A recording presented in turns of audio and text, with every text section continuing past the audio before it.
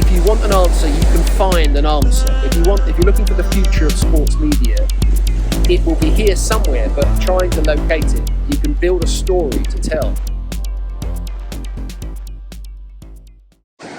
Hi Richard. Hey you, how are you? So tell me what you're up to. I know you have a lot of media things you're doing, but explain with detail what you're doing. Okay, so I'm in Monaco. Sean, my partner, was supposed to be here, but he's not. That's another story. But yeah, we're here at Sportel, and last week it was Leaders. So it's that time of year where you've got to be out and about a bit. Normally I quite like staying in Brighton and just, I come into London a couple of times a week, stay at home. That does me, but this time of year I make a bit of an effort and I'm on the road. A bit like Brighton, at least on that side with the sea, right? Yeah. I mean, this is not a bad place to be. And tell me about Unofficial partner now.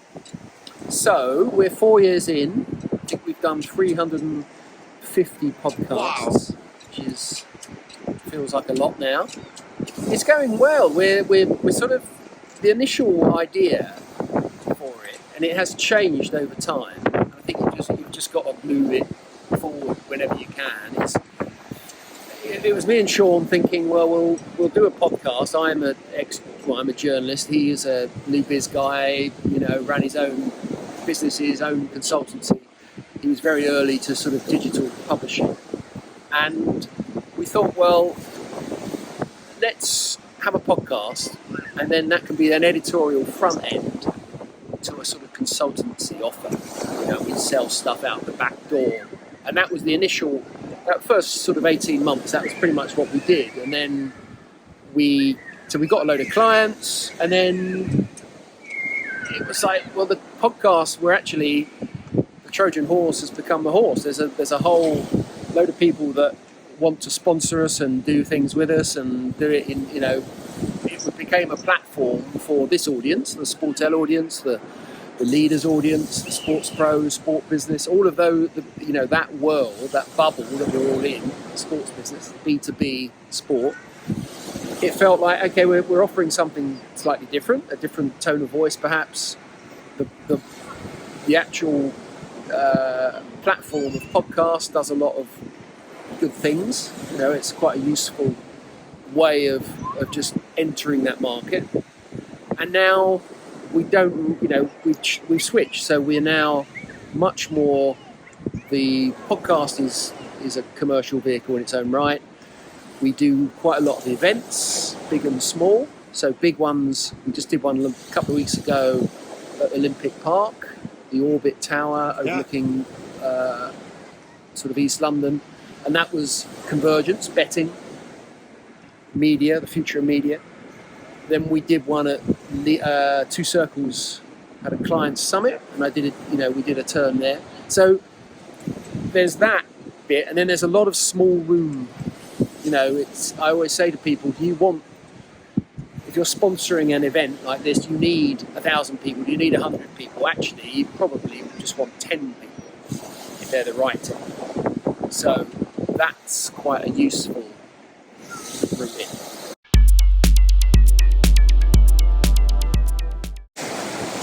So what are the things that keep you interested in the sport business after so many years? What do you think people should really look into now?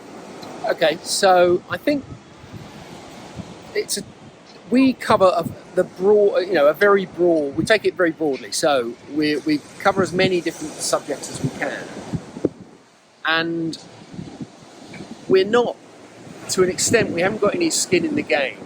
Exactly, independent. So we're just sort of bystanders. So something like here, a lot of the energy and the question is, I think, hovering over this week. There's a lot of people in there selling D2C as both an idea, but also obviously the tech solution to it.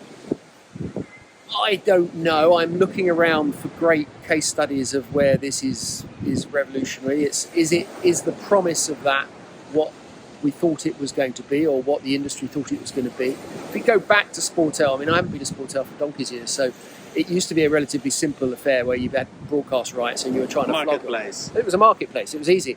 And now it's actually quite tricky to work out where anyone is in the food chain. You know, there's a whole supply chain. There's the plumbing that goes from the fan to the rights holder to the. I was a plumber. The plumbers. I love the plumbers. There's money in plumbing, but it's a question of trying to sort of establish the, you know, and this is taking place in an atmosphere in the rights market.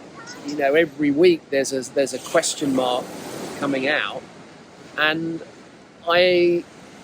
Hugo Sharman this morning, we did a podcast, and he said something interesting. He said that if you want an answer, you can find an answer. If you're looking for the future of sports media, it will be here somewhere, but trying to locate it, you can build a story to tell. But actually, whether it's D2C, whether it's sort of trying to, you know, the whole Gen Z social media engagement, whether it's betting, whether it's the my head at the moment is been in betting for the last sort of few weeks or few months, because it's something I know nothing about. I'm not a bettor, but actually it feels like it's just below the surface of this conversation. So in terms of where the money is going to come from, is ultimately everyone is saying, is it, you know, if ESPN and Sky and NBC turn the taps off, or if the model stops working, which is what we've been saying for 10 years, at some point, what happens? And so it will be different in different places at different times, obviously, and there's not one answer to it. I think betting is more central to the business model than people like to think, and then they like to talk about. And I think that maybe just because it's fresh in my mind, I'm looking at things like, so the American market, and people were saying, well, there's a betting gold rush there. Actually, it's two companies, 70% of the market. Yeah. They've got the wallet. They've done the work. It was a fantasy product. Now, you then go at them with ESPN Bet, or you go in with, you know, Barstool or whatever the brand is. I think good luck with that, because I think that's going to be very hard work to take on those two incumbents. Now, the question then becomes, well, how normal is the American market? Is that something that actually it's something that is directional, or is it just an anomaly that we have to forget about it? The UK market's different. When I look at the India market, I was talking to Artie Devas this morning, and asking about Dream 11. Now, if I had £1 or £1 million to invest, which I don't, by the way, I'd be looking at them, because if the bet is a deregulation in the Indian betting market in the way that it's happened in America, they are positioned to take advantage in a way that very few of others are. And then you get to, you know, a question I often ask, who do you really think is going to win? You know, this is a race that's, and people more or less come out with Amazon, Fanatics, the ones that have got the customer. And I think it talks to the limits. I think there's an interesting question that we're all wrestling with at the moment, which is the limits of the power of the brand versus the product. And the sport brand, the club brand, wherever it is, of course, there's an affinity to club brands or to league brands. But actually, how powerful are they to do the work that this industry needs them to do, that they've done in the past? I was interviewing Maria Ruaduete from Yahoo Research, and when I asked who's winning, and you know, she said the one with more friends, the one with more partnership, the one with, you know, that are able to work with everybody. Yeah, not a bad take, I think. I think if you frame it as your world, in the tech world, there is a winner takes all aspect. Now, if we were to sort of use that as a framework, then you are looking at the Premier League, the NFL, you look at the IPL. I said to Richard Scudamore on our podcast, have the Premier League won. You know, and he's obviously saying, well, you can't be complacent, you can't be doing it, but it's theirs to lose, certainly. The luck of the growth of the market that coincided with Abramovich's money that blew up the cost base.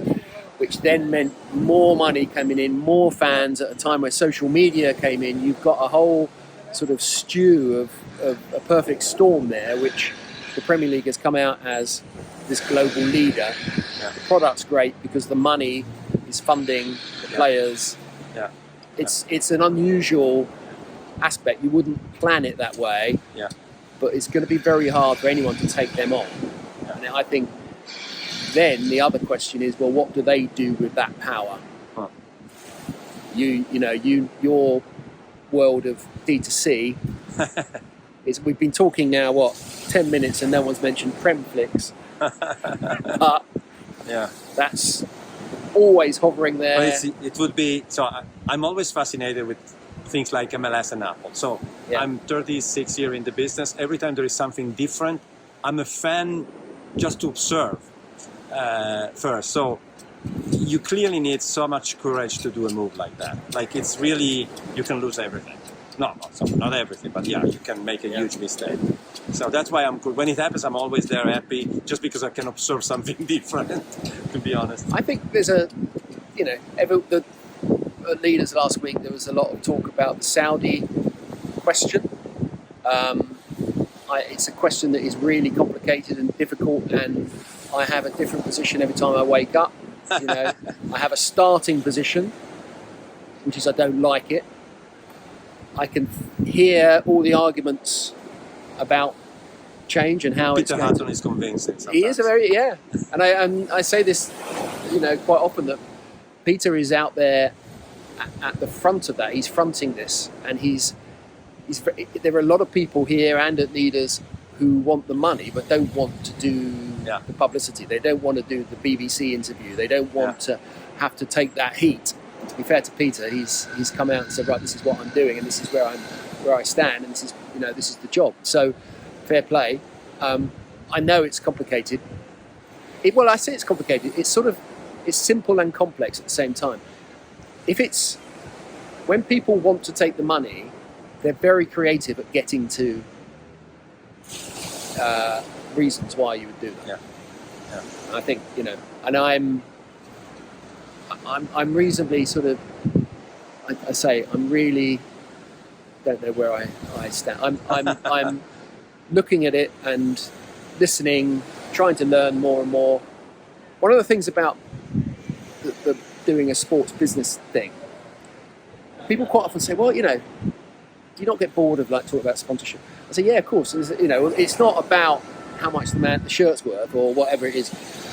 It's just a route into some really quite interesting and sometimes important. And this Saudi question, women's football, women's sport question, these are broader and more important questions. Sport is offering a really interesting route in. Yeah. And it allows you to sort of just learn a load, and that's what I'm interested in. I think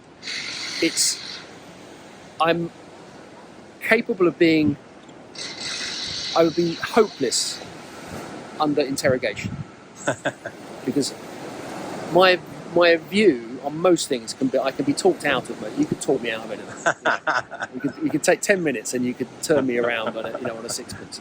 So I'm very aware of that. Sometimes I think that's a real weakness. Sometimes I think I hear people with very strong opinions. I think, actually no, it's better to just be open-minded as much as you can. But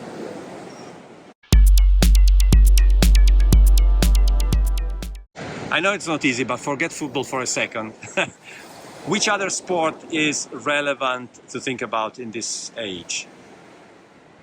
Well, the word relevant is really important. It's doing a lot of work there. So I think that the question for all the sports I grew up with, tennis, golf, rugby, cricket, the Olympics, relevance. Are they relevant and will they remain relevant? And not to me, obviously, to my daughter, to your kids.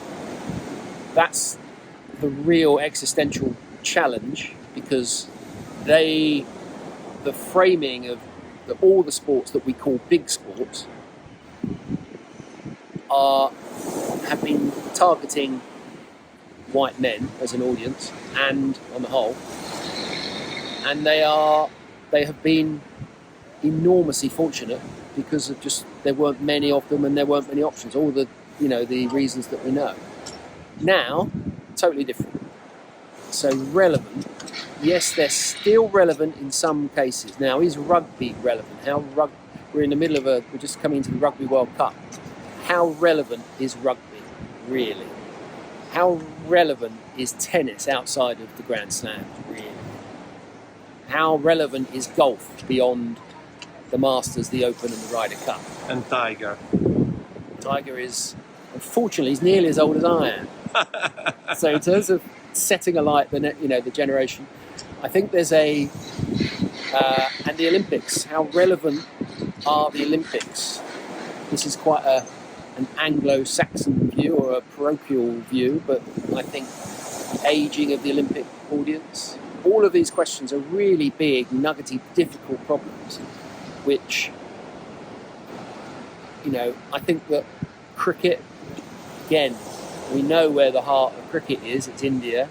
We know, we've just seen in the last week, the IOC want putting cricket on there purely a naked sort of attempt to get more rights and to grow the Olympics in India. That's what they would love to do. Now, whether or not an Olympic tournament, I asked a question this morning here at Sportel, and it was sort of, it might work. There's a great Indian panel that was debating, sport in India beyond cricket. And it was like, whereas Michael Payne last week said it will go from peanuts to $150 million in rights fees for the Olympics from the Indian market. And that's not, it might work. Michael is very bullish on the Olympics and the value of the Olympics, obviously, because that's his life. Yeah. I don't know. So relevance, I think, is really quite an interesting word because you get to cultural relevance, and there is complacency about sport that assumes cultural relevance because it's always been there. It's a historical thing. And we know all of the, questions about, well, it's not the same world and our kids are different and they're looking at different things, and it's whether it's gaming, I have no idea, but we know that they're going to have to work harder. And we know, again, a good data point that came out from our podcast last week was that Andrew Umbers of Oakwell Capital he said that UK sports properties spend 1% of their revenue on marketing. So, if that's anywhere near right, you can start to see the problem. They don't value marketing, they don't see marketing, they don't need marketing. Marketing is a cost. That's their worldview. It's always been their worldview. So, if that's what the organisations are thinking, because people will come anyway, they're in for a shock, aren't they? We know that, and that's there's a real challenge there. Now that's a cultural change as well as someone coming in saying we need to do more marketing. That gets to, well, what's your definition of marketing? But it's not the tension between B2B and D2C. So these are B2B organizations. That's my view. Yeah. And I've always been a fan of D2C, even like testing something, because I did it myself. It's a cultural change.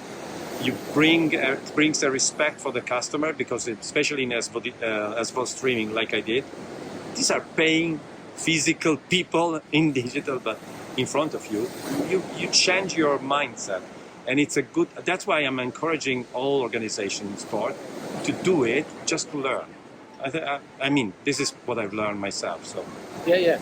No, I agree. I think it comes back to culture so many times. You can there's a lot of people here selling the technology. You can buy the latest thing. You can get the people. It's cultural. Do you actually want to go direct to the customer? You might not like the fans. There might not be as many of them. If you go OTT, or if you go direct to the fan, they might not be there in the same numbers that you think they are. But also, they're a pain in the arse.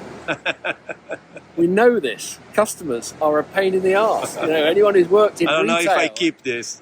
Anyone who works in, have you met a sports fan? Have you met a Spurs fan? You want to go direct to them and start dealing with them like Tesco has to deal with them, or an airline has to deal with them, or a bank has to deal with them. They are a pain in the arse. Now, do you really, really want to do that unless you absolutely have to? You just gave HR department in sport organization the exact list of where they have to hire people if they want to do direct to consumer. Exactly. It's difficult. It's really hard. It's really hard work. I know. I've worked in a marketing agency. It's really hard. Yeah.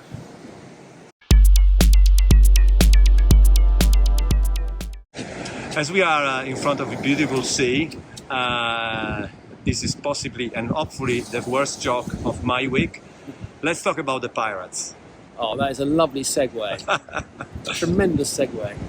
So, Pirates, we, so Unofficial Partner, we've created Unofficial Partner Productions, which is run by Matt Cutler. Yep. And our first sort of production was a series, the Pirates versus the Premier League. Now, what happened was that, one, it's really good.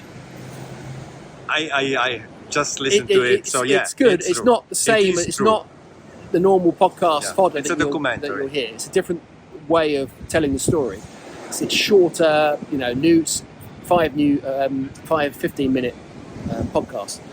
But what happened is that it got out of the audience. Most of the stuff that we do on Unofficial Partner is a B2B. It's a business audience. This got onto football Twitter. It got in the Times. It got in the Athletic.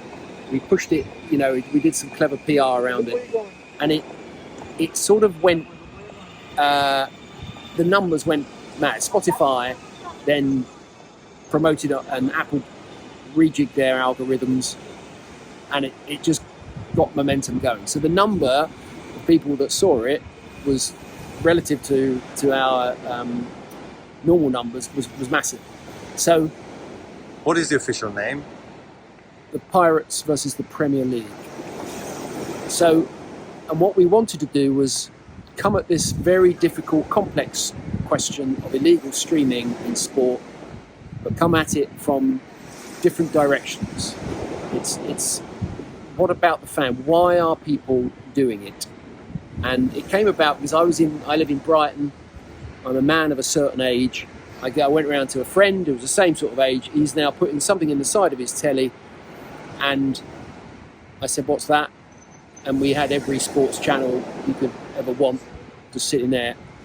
And my sense was this is normal, or it's becoming normal.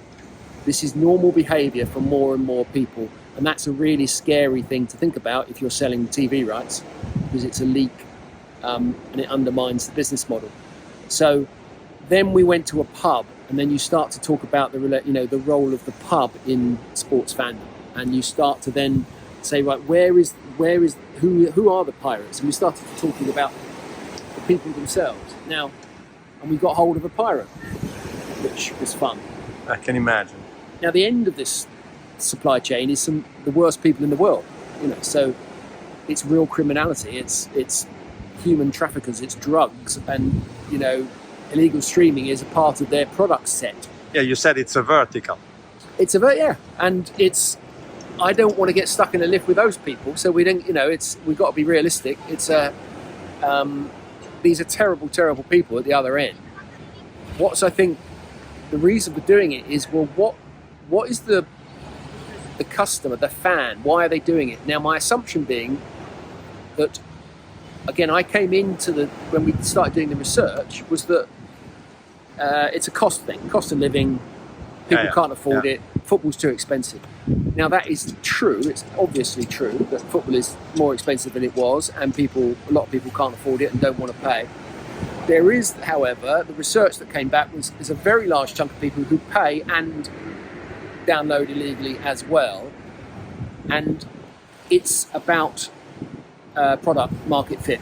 It's about, well, why is it so complicated to watch a Spurs game? What is it that you've done to make watching football and other sports just so complex? It's in so many different places. I've got so many different subscriptions. I'm bored and irritated by the way in which you've handled things over the last 25, 30 years.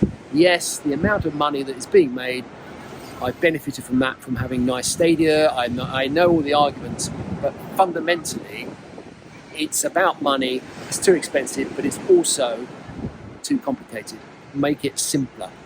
Now, you then land on our final episode, which is, okay, well, what does all this mean? Where is it going?